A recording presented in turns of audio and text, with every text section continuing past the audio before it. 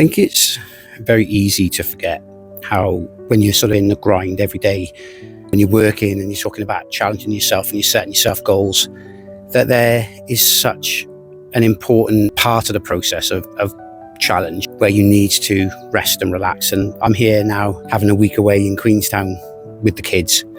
And although that can be challenging in itself, having two youngsters, there's been something absolutely amazing about being able to just stop and switch off and be present. I've caught myself the other day just thinking, I need to get back to work. I need to start answering emails. I need to start doing things that I can prepare. But then I had this moment of, well, why would you do that? Why would you start getting back into work mode? You can do that when you get back, and work's always going to be there.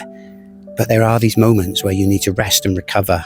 And I think the other thing you need to do is, when you are away and you are switched off, is reflect. Have these little after action reviews with yourself of how far you've come, how much you've done and achieved over the last year. And that doesn't have to be massive things. For some people, that can just be getting through the year. So I think it is so important to sort of stop and rest and be present.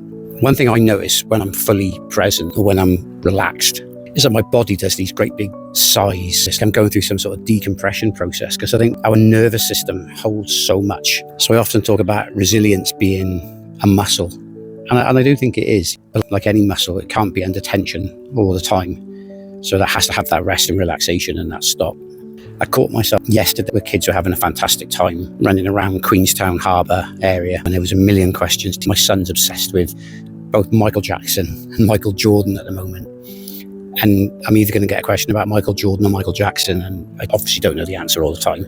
But I found myself getting more and more frustrated and het up. Like, oh, what is it now? But then I realised that those moments with kids, they're not here forever. They're gone. They won't want to know what I've got to say about things. And I know that's not necessarily a sort of a point about resilience, but I think it's a point about being present and being in a moment, stopping and actually just enjoying it. Maybe it is a point about resilience. Maybe it is, because it's choosing your attitude, isn't it? It's choosing. I could either be like, what is it now? What do you want? Or say, hey, let's sit down. Let me answer these questions. Let's stop and be present, because that's the thing that he's going to remember as he gets older, is that time. And I suppose it's the same in relationships. Pick your attitude and stop and pause and reframe in that moment and think, hey, I'm not going to get this moment back. I'm not going to be here forever. I don't want those memories from these kids to be dad was always busy or mum was always busy or stressed or didn't have time to answer those questions. And I think maybe that's why it is so important to pause, to reframe.